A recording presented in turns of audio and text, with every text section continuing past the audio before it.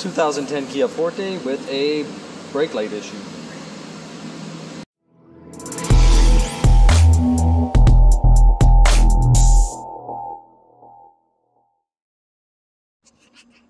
Alright guys, so on this vehicle it's a 2012, not 2010, and I did some poking around yesterday because I am at work and I try to give you guys the diagnosis as I go along, but sometimes I'm not able to. So I did some poking around. I got the wiring diagram here. I'm going to go over what I did yesterday, and I'm going to show you guys where I am, and I'm going to show you guys on the car the voltages that I found and what I believe the problem is. Now, for this one, I'm going to be using Power Probe. I use a Power Probe throughout the whole diagnostic onto this vehicle so far. So I'm going to continue that, and we're going to get started on the diagnostic now. So, as you guys seen in the beginning of this video, the brake lights, when you press on them, they go very, very dim, and then they start to flash. Now, after about a minute, maybe 2 minutes, the brake lights actually cut out, and they stop working completely. So there is an issue. Now, it could either be a ground issue, it could be a relay issue, it could be a power feed issue. So we have to go through and we have to diagnose and eliminate areas onto the vehicle in order to isolate the concern. So the first thing that I did was that I came over and I took my Power Probe, and if you see right here, we have a stop lamp fuse. Okay, this stop lamp fuse comes down to my stop lamp switch, and then from my stop lamp switch comes all the way over to my stop lamp relay. Now when my relay gets its power, because it's constantly grounded right here, when my relay gets its power from the stop lamp switch, the stop lamp relay closes its contacts and it sends out its power to the stop lamps, which is going to be on the next page. So it is a pretty simple system. I'm going to show you what I had found. Okay, so if we see here 2-door, 5-door, so we have the 4-door, so we're going to be on this side, this leg over here. So this is what we're going to do. We're going to go over and we're going to go one at a time, and we're going to test our powers. And the grounds for this system are underneath the dash. And when I say underneath the dash, I mean underneath the fascia of the dash, and also at the rear stop lamps. So the first thing that we're going to do is take and check our stop lamp fuse. Now our stop lamp fuse is inside the vehicle in the instrument panel junction box. So that's the first place that we're going to go and check.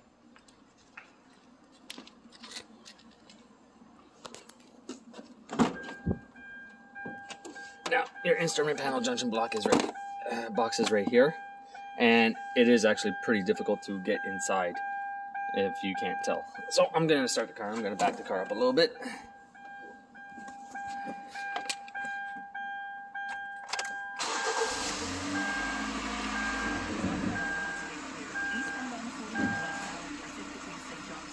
Okay, we're going to open up that door a little bit more, turn the key on, we'll keep the key on, and now we're going to come down and we're going to look for our stop lamp fuse. Stop lamp. As a first ever Buick Encore GX is its price. Discover our unbelievable offers at your Buick dealer. Stop lamp is a 15 amp and it's in the center portion of the fuses, and so we have a 20 amp, a 15 amp, and a 15 amp. So we have 10, 15, 20, 15, 15. So let's go and check. Try to give you guys a view here. So we have a 10, a 15, a 20, a 15, and a 15. So my stop lamp is this one. And I don't know if you guys see on the Power Probe, it's lighting up red for positive, and the other side is lighting up red for positive. Now the voltage onto that is 12.3, even though you guys can't see it. I'm telling you guys right now it's at 12.3. And both sides of the fuses are at 12.3. So, from there, alright, so our stop lamp fuse has power into it. So the next step I did is that I bypassed my connector MC12, I bypassed the stop lamp relay, I bypassed the stop lamp switch, and I came straight down here to this connector MF12, pin 20. Now the reason I did that is because from here it goes straight back to my lights. Okay, so if I have power coming in, I should have power coming out.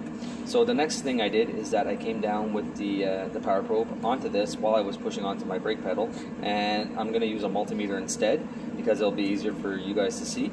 But and we're going to take a look at the voltage at this pin when I take and I press on the brake pedal.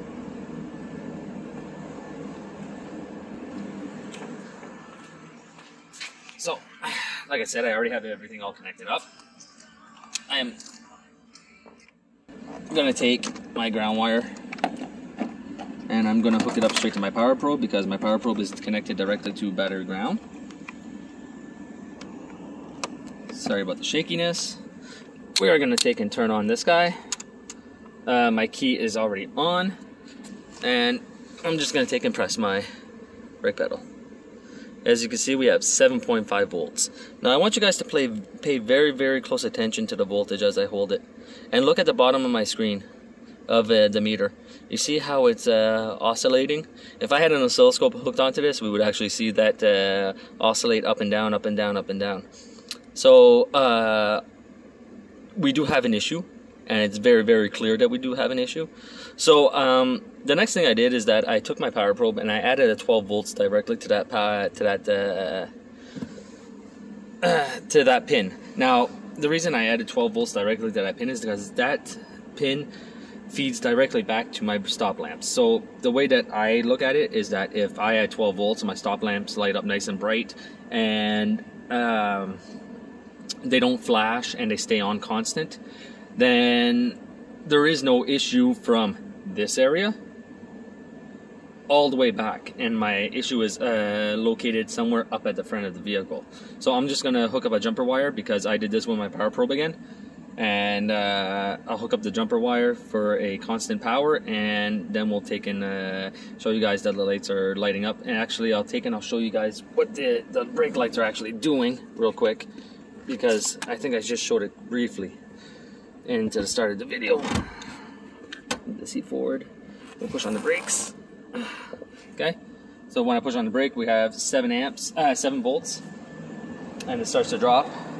And as you can see, all my brake lights are flashing, and they are very, very, very dim. So I'm gonna hook a jumper wire up to this real quick, get a 12 volts in here, and we are gonna go from there. And I'm gonna show you guys what it looks like. Alright, so here I have a jumper wire connected directly to battery positive. So, and I'll just show you guys that with the power probe real quick. Okay, we have battery voltage of 12.4 volts. So what I'm going to do is just touch onto this wire. Give me a minute. Take that off. There we go. We'll just touch on this wire. Okay. And we'll go back and we'll look at my lights. And as you can tell, my lights are now nice and bright with no flickering or anything around there. So that's pretty conclusive that everything from my wiring from here, show you my finger, from here all the way back that way is good. So what does that leave? We're going to go get the wiring diagram again, and we're going to take and look at the problem area that I believe is what is happening. I'm going to take and throw the power probe onto the other side, and we're going to hook up put the meter in view also, because this is the next area that I worked on yesterday. Like I said, it didn't take me very long to get to where I am, but it's just a process that I took, and it's a quick process of elimination. Like I said, I'm a strong believer of seeing if the components work by themselves, and then becoming the switch, and then going ahead and testing everything else. So, the next thing that I did was, here's the wiring diagram. So, we tested from here all the way back to our lights, and everything tested good. Okay, so our lights lit up bright, so I basically became the stop lamp relay. Okay, so from here to here, everything was good. So the next step was to check onto the control side of the the control side of the stomp lamp relay. Now that is pin 2 on MC12. MC12 lives into the passenger kick panel. Now I'm gonna hook up the power probe to pin 2, and what we are gonna do is take a look at the multimeter and see the voltage that are coming out. Now there's one thing that you have to remember, is that if I add power to this side, all that this is doing is closing the gap on this side. Okay, so if we see 12 volts at the meter over here, then our issue is going to be more towards the stop lamp switch. And if we see anything lower, then our issue is probably going to be either on this leg of wiring or our stop lamp relay. Okay, maybe even this ground, but all this lives underneath the fascia of the dash. Okay, so it's very, very hard to get to. So this is the process that I took. Now we're going to bring the wiring diagram. I'm going to bring you guys back over. Okay, so now I'm going to become the basically when I add 12 volts to this pin 2. Okay, I'm basically becoming the stop lamp switch. Okay, and if I become the stop lamp switch, it's just like if my pedal, my foot is on the pedal and I'm pushing onto it. So when I hit this wire, this pin right here, I should see 12 volts show up onto my meter. Now, if I don't see 12 volts onto my meter, and I see anything less, that means that I might as well hook up that wire too while I'm here.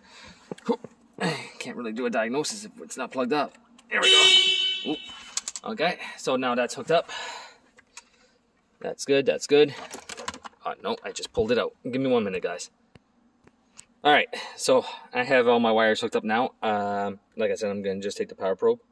I'm going to add 12 volts going onto the onto this white wire, pin 2 at MC12.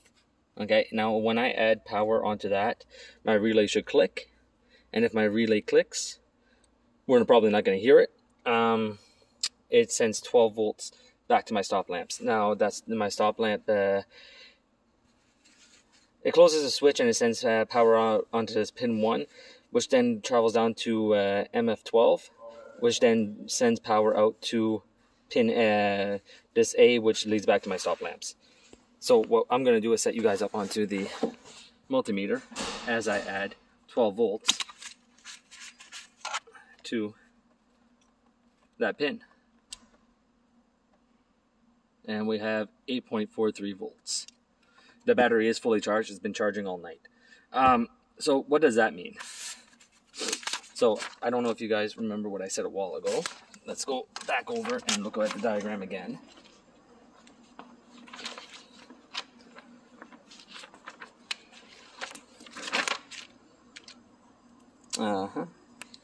Get a pen.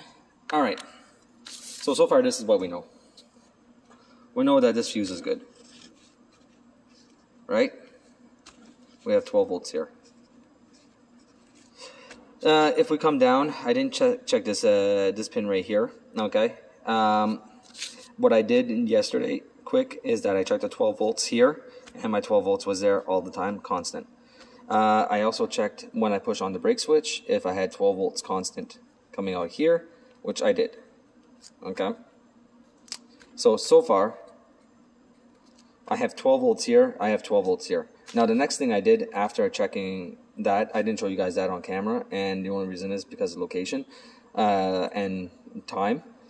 But what I did was that I checked this area, I had 12 volts, I checked this area, I had 12 volts, and it was constant. So then I came over here and I jumped a 12 volts to this wire. Now with the 12 volts jump to this wire, my 12 volts, my brake lights work perfect. So the next thing that I did after that was that I came over to this area, this MC12, which is where we are right now, plugged onto. I took and I added a 12 volts to this wire. Now by adding 12 volts to this wire, we have voltage that comes all the way up. And I'm going to be honest with you guys, there's 12 volts along this wire, and the wire when I push on the brake pedal too. Okay? So when I add 12 volts to this wire, it takes and it closes my contacts. But what ends up happening here is that this relay is supposed to send out power, and the only amount of power that's coming out is 7.5 to 8 volts, which is not 12 volts. So this is what I believe is happening.